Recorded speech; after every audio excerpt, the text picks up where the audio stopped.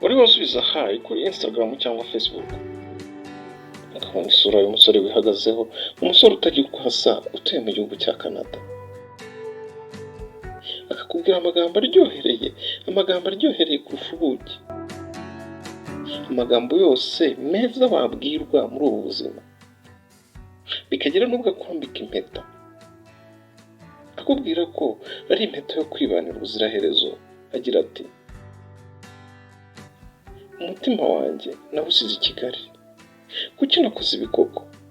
Ariko nibura amahirwe dushaka ukuntu wakiyizira muri Canada, maze ukomeze wibere umwamikazi w'umutima wanjye ubuziraherezo. Kubera ubwo mukinjirana mu imishinga yemera kujyana mu gihugu cy'amahanga, utazi ko inyuma y'urwo rukundo rwo kuri interinete hari umugambi mubisha afatanyijemo n'umugore we.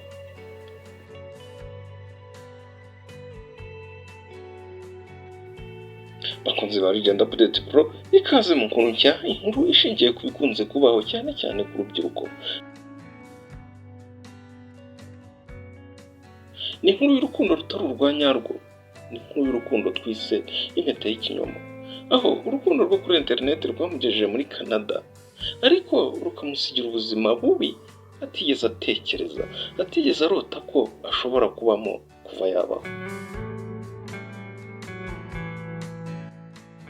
Ikaze nanone rero tugiye gutangirana inkuru y'urukundo rw'ikinyoma rwa Mary, umwali mwiza, umwali w'uburanga, umwali utagira ukasa w'i Kigali, yizeye Eric, umusore n'umugabo w'umunyarwanda uba mu gihugu cya Canada.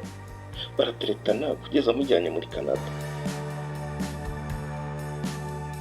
Mary arazi ko agiye kuba umugore w'ishema rya Eric, ariko akigera mu nzu ya Eric nibwo yasobanukiwe.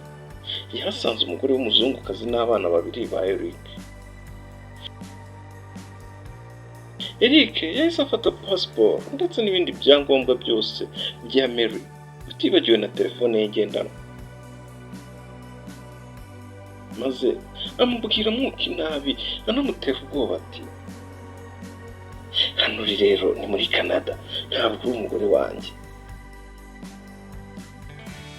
uri umukozi twazanye dufashe kurera aba bana banjye n'umugore,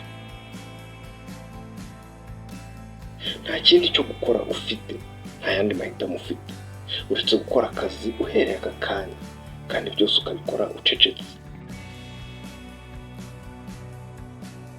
Ese uyu mwari mwiza ugiye kumara amezi n'amezi mu kazi ko mu rugo kadahembwa, ashengurwa n'agahinda, agiye gufata uwuhe mwanzuro? Mbese ubugome bwa Eric n'umugore we bwo buzabahira?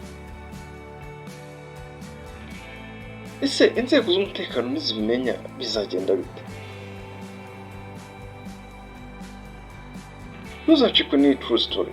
Niba utarakora subscribe, wakora subscribe kugira ngo dukomeze kubana muri iyi true story ndetse n'izindi zitandukanye tuzagenda tubategurira.